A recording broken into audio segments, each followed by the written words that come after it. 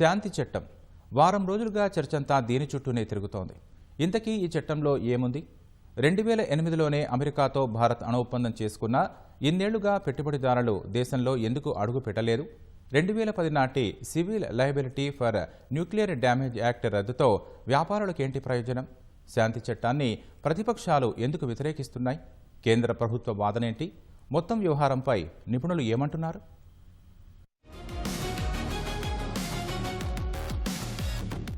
అణు రంగంలో ప్రైవేటు పెట్టుబడులను ప్రోత్సహించేందుకు కేంద్ర ప్రభుత్వం తీసుకొచ్చిన sustainable harnessing and advancement of nuclear energy for transforming India Shanti bill రాష్ట్రపతి ద్రౌపది ముర్ము ఆమోదముద్రతో చట్టంగా మారింది. పౌర అణు రంగానికి సంబంధించిన అన్ని చట్టాలను ఇది భర్తీ చేస్తుంది. ప్రైవేటు భాగస్వామ్యాన్ని ప్రోత్సహిస్తుంది. కొత్త చట్టం రాకతో the atomic energy act 1962, civil liability for nuclear damage act 2010 రద్దయ్యాయి. Sustainable and advancement of nuclear energy to transform India 2025 be passed. Motion moved that the bill be passed. The question is that the bill be passed. Those in favor will please say aye. Aye. Those against will please say no. No. I think the ayes have it. The ayes have it. The ayes have it. The bill is passed. Harnessing what? The bill is passed. శాంతి చట్టంతో జరిగేదేంటి? Private కంపెనీలు, joint వెంచర్లు అణు విద్యుత్ ప్లాంట్లు నిర్మించడానికి, నిర్వహణకు అవకాశం ఏర్పడుతుంది. భారత్లో రిజిస్టర్ అయిన కంపెనీలు ప్రభుత్వం నుంచి లైసెన్స్ తీసుకుని ప్లాంట్ ఏర్పాటు చేయవచ్చు. విదేశీ కంపెనీలు నేరుగా అణు ఇంధన ప్లాంట్లు నిర్మించడానికి వీలుండదు. భారత కంపెనీల భాగస్వామ్యంలో పనిచేయవచ్చు. కానీ విదేశీ సంస్థలకు మైనారిటీ వాటా మాత్రమే ఉండాలి. వీటన్నింటిపై కేంద్ర ప్రభుత్వ పర్యవేక్షణ ఉంటుంది. కొత్త చట్టం అవసరమేంటి? గత చట్టాలతో అణు ఇంధన రంగంలో ప్రైవేటు వ్యాపారులకు అవకాశం లేదు. అటామిక్ ఎనర్జీ యాక్ట్ 1962 ప్రకారం అణు ఇంధనంపై కేంద్ర ప్రభుత్వ ఆధ్వర్యంలోని nuclear power corporation of India limited NPCILదే గుత్తాధిపత్యం.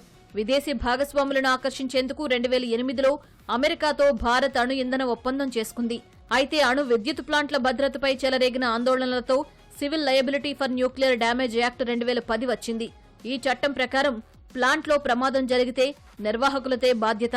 రియాక్టర్లో లోపాలు కారణమైతే సరఫరా కంపెనీలు బాధ్యత వహించాలి. కానీ బాధ్యత తీసుకునేందుకు ప్రైవేటు కంపెనీలు సిద్ధంగా లేవు. ఆ నిబంధనను సాకుగా చూపిస్తూ 15 ఏళ్లుగా అణు ఇంధన రంగంలోకి ఒక్క ప్రైవేటు వ్యాపారి కూడా ప్రవేశించలేదు. అమెరికాతో అణు ఒప్పందం చేసుకున్నా ఆ దేశ సంస్థలు ఇటువైపు కన్నెత్తి చూడడం లేదు. శాంతి చట్టం వచ్చాక అణు ఇంధన ప్లాంట్లో ప్రమాదం జరిగితే ఎవరిది బాధ్యత? ఖచ్చితంగా నిర్వాహకులదే. సరఫరాదారుకు మాత్రం అస్సలు సంబంధం ఉండదు. నిర్వాహకులు కూడా 3000 కోట్ల వరకు నష్టానికే బాధ్యత వహిస్తారు. ప్లాంట్ స్థాయిని బట్టి పరిహారం లెక్కలు మారతాయి. స్మాల్ మాడ్యూల్ రియాక్టర్స్ SMR అంటే 150 మెగావాట్ల ఉత్పత్తి సామర్థ్యమున్న ప్లాంట్లో ప్రమాదం జరిగితే 100 కోట్ల పరిహారం చెల్లించాలి. 150 నుంచి 750 మెగావాట్ల ప్లాంట్ నిర్వాహకులు 300 కోట్లు, 750 నుంచి 1500 మెగావాట్ల లోపు ప్లాంటుకు 750 కోట్లు, 1500 నుంచి 3600 మెగావాట్ల లోపు ప్లాంటుకు 1500 కోట్లు, 3600 మెగావాట్లు దాటితే 3000 కోట్ల వరకు పరిహారమివ్వాలి.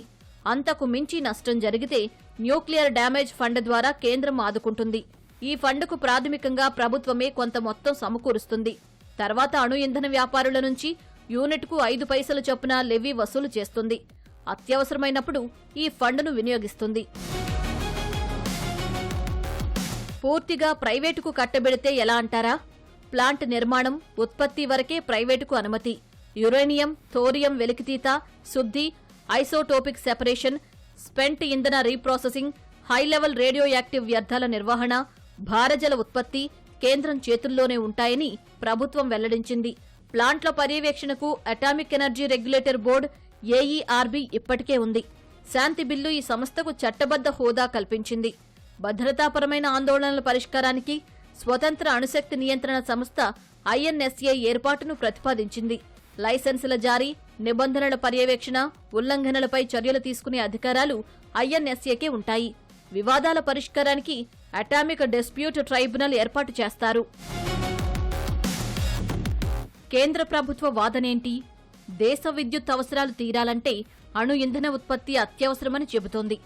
వేగంగా అభివృద్ధి చెందుతున్న దేశంలో విద్యుత్ అవసరాలు బాగా పెరిగాయి. డేటా సెంటర్ల రాక జోరందుకుంది. ఇప్పటివరకు విద్యుత్ ఉత్పత్తికి భారత్ ఎక్కువగా బొగ్గుపైనే ఆధారపడుతోంది. దానివల్ల కాలుష్య సమస్య ఎదుర్కొంటోంది.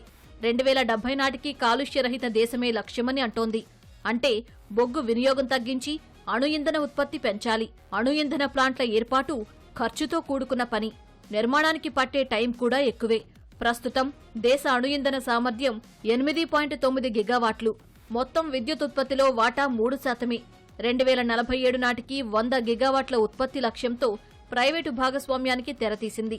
కేంద్ర ప్రభుత్వ నిర్ణయాన్ని ప్రధాని మోదీ సమర్థించుకున్నారు. నవీన ఆవిష్కరణలు, పెట్టుబడులను ఆహ్వానించినప్పుడే దేశం అభివృద్ధి చెందుతుందని అన్నారు. యువతకు ఉపాధి అవకాశాలు పెరుగుతాయని గుర్తు చేశారు. నూతన చట్టంపై ప్రతిపక్షాల అభ్యంతరాలేంటి? ఈ చట్టంతో నిర్వాహకులకు పరిమిత బాధ్యతే ఉంటుందని అంటున్నాయి. పెద్ద ప్రమాదాలు జరిగితే పరిస్థితి ఏంటని కమ్యూనిస్టు పార్టీలు ప్రశ్నిస్తున్నాయి. జపాన్లోని ఫుకుషిమా అణు ప్రమాద తీవ్రతను గుర్తు చేస్తున్నాయి. సరఫరాదారులకు బాధ్యత లేదనడం అత్యంత దారుణమని విమర్శిస్తున్నాయి. లాభం ప్రైవేటుకు, నష్టం మాత్రం దేశానికా అని కాంగ్రెస్ ఎంపీ జైరాం రమేష్ నిలదీశారు. 2025 ఫిబ్రవరిలో అమెరికా అధ్యక్షుడు ట్రంప్, ప్రధాని మోదీ సమావేశంలో ఎస్ఎంఆర్లపై చర్చ జరిగిందని, అందుకు అనుగుణంగానే కొత్త చట్టం తెచ్చారని ఆరోపించారు. 2047 నాటికి 100 గిగావాట్ల అణు ఇంధనం ఉత్పత్తి చెయ్యాలంటే ప్రైవేటు భాగస్వామ్యం తప్పదని భారత ప్రభుత్వ శాస్త్ర సాంకేతిక సలహాదారు అజయ్ కుమార్ సూద్ అంటున్నారు. శాంతి చట్టంతో వ్యాపారులు ముందుకొస్తారని, గ్రీన్ ఎనర్జీ తయారీకి అవకాశం కలుగుతుందని విదేశాంగ నిపుణుడు రబీందర్ సచ్దేవ్ చెబుతున్నారు. అణు ఇంధన వినియోగంలో ప్రపంచ దేశాలు ఎక్కడున్నాయి? 97 గిగావాట్ల ఉత్పత్తితో అమెరికా అగ్రభాగాన ఉన్నా తీరుతున్న విద్యుత్ అవసరాలు 20%. 63 గిగావాట్ల అణుశక్తితో ఫ్రాన్స్ రెండో స్థానంలో ఉంది. ఆ దేశ విద్యుత్ అవసరాల్లో 70% పైగా వాటా అణు ఇంధనానిదే. ఇక 60 గిగావాట్ల ఉత్పత్తితో చైనా నంబర్ 3గా ఎదిగింది. దేశం అభివృద్ధి చెందాలన్నా, పెరుగుతున్న విద్యుత్ అవసరాలు తీరాలన్నా అణు ఇంధనం వైపు అడుగులు వేయడమే మార్గమన్నది భారత ప్రభుత్వ అభిప్రాయం.